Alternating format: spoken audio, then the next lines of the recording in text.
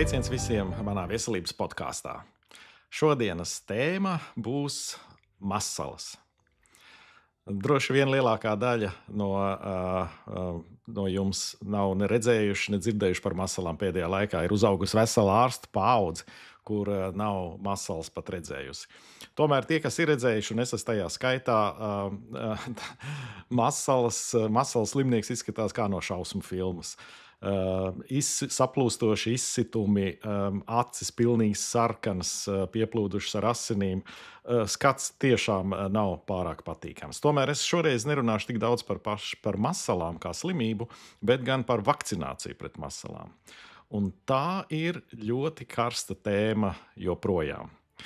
Interesanti, ka, piemēram, Latvijas interese par vakcināciju vai pretvakcinācijas atsevišķām tēmām nesakrīt ar to, kas ir varbūt pasaules blogosfērā. Ja pie mums visi mēs cepamies par difteriju, un īstenībā saprotams, jo mums bija briesmīgs difterijas gadījums Latvijā, tad, atklāt sakot, pasaulē neviens par to vairs nerunā, jo tur nav daudz ko runāt. Ja jums ir dziļāka interese par difteriju, paskatieties manu iepriekšējo podkāstu, kas bija veltīts šai tēmai. Latvijā toties neviens īpaši nerunā par masalu vakcīnu, tā saucamo MMR vakcīnu, kas ir ļoti karsta tēma pasaulē. Un es paskaidrošu, kāpēc. Galvenais iemesls ir tas, ka tiek apspriests jautājums par šīs vakcīnas iespējamo saistību ar autismu vai autiskā spektra saslimšanām. Un par to būtu vērts parunāt sīkāk. Bet pirms es sāku nelielu atrunu, tātad man ir 20 gadu pieredze strādājot bērnu slimnīcā par bērnu ķirurgu. Pēc tam es 20 gadus esmu nostrādājis dažādās zāļu firmās, vadot šīs uzņēmumus dažādās pasaules valstīs. Bet tagad man nav nekāda sakara ne ar zāļu firmām, ne ar oficiālo medicīnu, ne ar politiku. Tātad neesmu nevienā politiskā partijā un neaizstāvu nekādas intereses. Tātad mēģinu tiešām pateikt tikai to, ko es no sirds vēlos jums pateikt par šo tēmu. Un tā sākam. Viss likās mierīgi līdz tas notika 1998. gadā,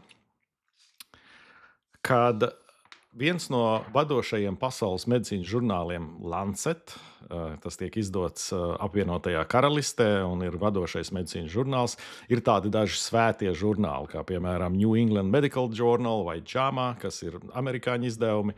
Bet šis Lancet tiek izdots apvienotajā karalistē un ir absolūti neapstrīdams mediķu vidū. Tātad tam, kas tur ir rakstīts, tam tic uz vārda, jo redakcijas kolēģija ir ārkārtīgi strikta un vienmēr pārbauda visu. Un, tātad kas notika? Man rokās ir raksts no Lancetes, kurš ir datēts 28. februārs 1998. gads. Tātad pirms 27 gadiem praktiski apaļiem. Raksta galvenais autors ir doktors Andrew Wakefields, kurš strādā Londonas slimnīcā London Free Hospital gastroenteroloģijas nodaļā. Un viņš apraksta savus novērojumus, vai viņš to sauc par pētījumiem, kuri it kā pierāda MMR vai šīs masalu vakcīnas saistību ar autismu. Kas šeit ir rakstīts? Un man ir tas raksts priekšā, es viņu lasīšu. Ne jau visu, bet atsevišķas daļas. Tātad viņš apraksta 12 bērnus, 12 slimības gadījumus. Šie 12 bērni vecumā no 3 līdz 10 gadiem, 11 no viņiem bija zēni, viena meitene, tika stacionēti šī doktora Wakefield nodaļā ar sāpēm vēderā, caurajām Un vecāki esot stāstījuši, ka šie simptomi radās pēc tam, kad bērni saņēma vakcīnu, tātad tika vakcinēti ar šo MMR masalu vakcīnu. Un trakākais ir nevis šīs caurejas un sāpes vēderā, bet tas, ka bērniem esot parādījušās regresīvas, regresija attīstībā. Viņi ir zaudējuši spēju runāt, zaudējuši vairākas citas spējas, un 9 no šiem 11 gadījumiem tiek konstatēts autisms, kurš nav bijis pirms vakcīnas. Šis raksts bija kā bumbas sprādziens. Jūs varat iedomāties, ka mediķi, kuri vakcinēja bērnus ar šo vakcīnu, nespēja vairāk turpināt vakcināciju, jo, ja ir iespējams, ka vakcinācijas dēļ bērns saslimst ar autismu, tad, protams, tas ir absolūti nepieņemami, jo nekāds infekcijas saslimšanas risks nevar attaisnot risku saslimt ar autismu. Vakcinācijas aptvērums strauji kritās gan apvienotajā karalistē, gan dažās Eiropas valstīs, gan Amerikas Savienotajās valstīs. Man pat ir statistika. Apvienotajā karalistē līdz 2004. gadam nokrita par 12% vakcinācija, Īrijā par 17%, Amerikas Savienotajās valstīs 6 līdz 10%, Francijā 10%, Itālijā 5 līdz 8%, Japānā 25%. Tātad samazinājās, būtiski samazinājās vakcinācija. Šis raksts izsauca vēl vienu parādību. Daudz ārsti nespēja tam noticēt, jo viņu novērojumi un tas, kas bija pētīts līdz šim, neliecināja par nekādu vakcīnu saistību ar autismu, un sākās daudzi ļoti plaši pētījumi. Es pieminēšu dažus no tiem. Viens, kas ir manā uztverē, vismaz priekš manis, visiespaidīgākais, tas ir Dānijā. Pētījuma rezultāti ir publicēti 2002. gadā. Tie ir tā saucamais, tas ir kohorts pētījums, vai tas ir pētījums, sabiedrības pētījums it kā ar skatu atpakaļ, kas ir noticis. Tika pētīti 537,000 bērnu, kuru vidū ir gan tie, kas saņēma MMR vakcināciju, gan arī tie, kuri nesaņēma vakcīnu. Un tad tika pētīts arī, cik no viņiem ir slimi ar autismu vai autiskā spektra pazīmēm, un kā tas ir saistīts ar vai vakcinācija un autisms ir kaut kādā veidā saistīts. Rezultāts ir absolūti pārliecinošs. Nav nekāda korelācija starp vakcināciju un autismu. Pētījumi turpinājās arī citās valstīs. Ļoti iespaidīgs pētījums Japānā, publicēts 2005. gadā. Tāds zinātnieks Honda vadīja šo pētījumu, arī kohorts pētījums. Par 300,000 bērnu tika pētīti par saslimstību ar autismu un sakarību ar MMR vakcīnu. Rezultāts bija otrāds. Bērni, kas nebija vakcinēti, slimoja nedaudz vairāk ar autismu nekā tie, kas bija vakcinēti.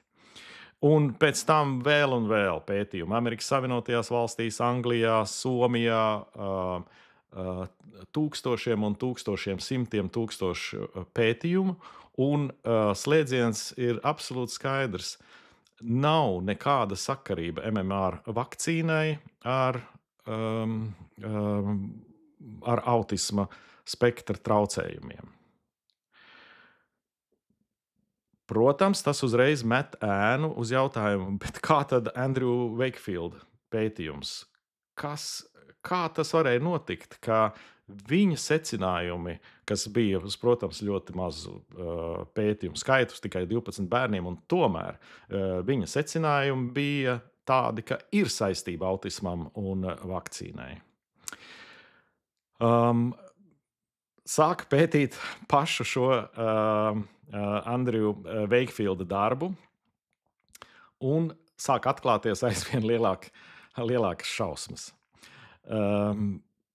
Pirmais sitiens bija tas, ka izrādās Dr. Veikfīlds bija saņēmis 400,000 britu mārciņas no kādas juridiskās firmas, kura tajā laikā tiesājās ar šo MMR vakcīnas ražotāju.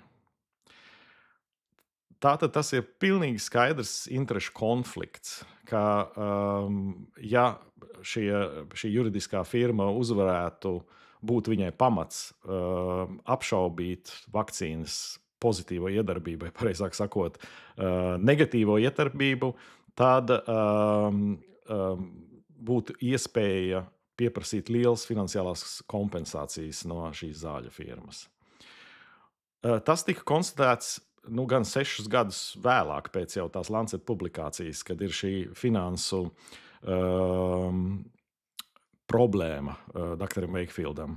Uz to norēģēja žurnāls Lanceta un daļēji atsauca rakstu, pieminot to, ka ir interešu konflikts, kas netika norādīts iepriekš, kad Veikfīldam ir interešu konflikts, ka viņš ir saņēmis naudu no ieinteresētās puses. Tomēr ar to visas šausmas nebeidzās. Izrādās, ka Dr. Veikfīlds nav tik vienkāršs, kā izskatījās sākumā. Viņš gadu pirms šī raksta, vai precīzi 6. jūnijā 1997. gadā, bija patentējis pats savu pretmasalu vakcīnu. Un tad jau sāk izskatīties pavisam slikti. No vienas puses viņam ir finansiāla ieinteresētība, no otras puses viņš grib pārdot savu vakcīnu, un līdz ar to viņš diskreditē esošo vakcīnu. Pēc tam, pētot, izrādās, ka viņš ir arī manipulējis ar slimnieku datiem. Laiks, kad bērni saņēmuši vakcīnu vai kad parādījušies simptomi, bija mainīti no reālajiem laikiem. Un trešā puse, par ko uzstājās Anglijas ārstu biedrība, ir, ka bija neētiski šiem bērniem piemērot invazīvas izmeklēšanas, piemēram, kolonoskopijas ar biopsijām un narkozē, lumbālpunkcijas un cits izmeklējums, jo nebija nekāda indikācija tam. Jā, jūs teiktu, viss skaidrs. Tātad korumpēts ārsts, kuram ir personīgā gan materiālās intereses, gan arī pats savu vakcīnu, kurš mēģina virzīt. Tieši tā ir Anglijā ir tāda organizācija GMC vai General Medical Council, kas ir identiska ārstu biedrībai. Latvijā mums tā ir ārstu biedrība, un Anglijā tas ir GMC. GMC 2010.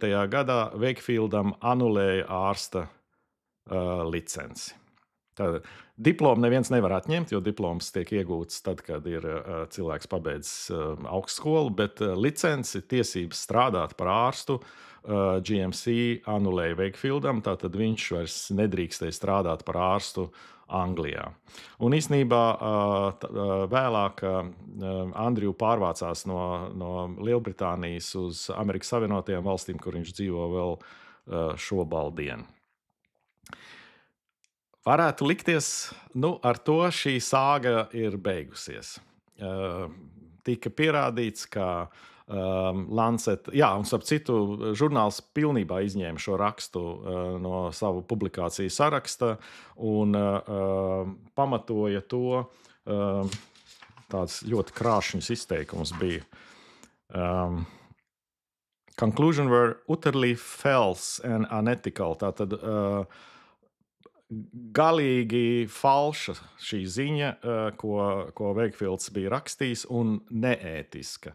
Un ar šādiem vārdiem Lancet izņēma rakstu no apgrozības. Bet, nu, ziniet, mūsdienās neko tā īsti nevar izņemt. Redz, es arī atradu internetā kopiju no šī raksta diezgan viegli, un jūs to arī variet atrast, ja jums ir interese, vai arī paprasiet man, es jums varu aizsūtīt. Jā, bet viss būtu vienkārši, ja tā viss vienkārši arī beigtos. Bet nekas nebeidzās. Neskatoties uz to, ka Wakefieldam tika atņemta ārsta licence, viņš vairs nedrīkst praktizēt medicīnu apvienotajā karalistē, bet viņam neviens nevar aizbāzt muti. Viņš turpina ļoti aktīvi savu pretvakcīnu darbību Amerikas Savienotajās valstīs. Viņš jau ir uzrakstījis vairākas grāmatas. Relatīvi nesen viņš uzņēma dokumentālo filmu, kas saucās Vaxxed, jeb vakcinētie, kurā turpina šo pašu tēmu, ka vakcīnas izsauc autismu. Un, lai arī šīs visas tās viņa aktivitātes saņem plašu kritiku, bet ir arī dzirdīgas ausis, protams, kā vienmēr. Viņa filma šī par Vaxxed tika pat piedāvāta kinofestivālam, kuru beigās izņēma no kinofestivāla kā neētisku. Kāpēc es vēl to stāstu? Viens iemesls ir, ka ir kāds Amerikā ļoti ietekmīgs politiķis, kurš izmanto šo Andrew Wakefielda tēzi un atklājumu, kas īstenībā ir absolūti falšs, savās politiskajā darbībā. Un tas ir Bobijs Kenedijs, kuru februārī droši vien iecels par Amerikas, mēs varētu teikt, veselības ministru, lai gan HHS ir nedaudz kaut kas vairāk nekā veselības ministrija Amerikas Savienotajās valstīs. Šīs organizācijas budžets ir 2 triljoni Amerikas dolāru.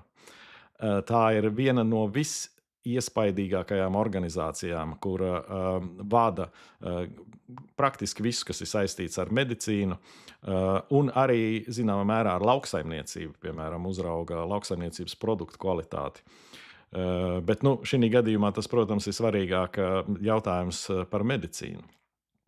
Un tā tad, kas varētu notikt, un ar visdrīzāko varbūtību mēs varētu prognozēt, ka tas notiks jau 2025. gada februārī, ka Amerikā tiks apstiprināts viens no lielākajiem pretvakcīnu cīnītājiem pasaulē, Roberts F. Kenedijs juniors, par veselības ministru.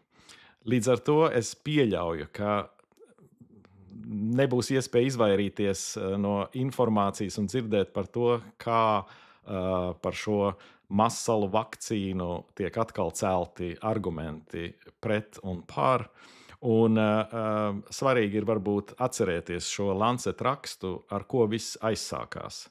Tātad viss stāsts par masalu vakcīnu un saistību tam ar autismu ir lielākā mērā krāpšana.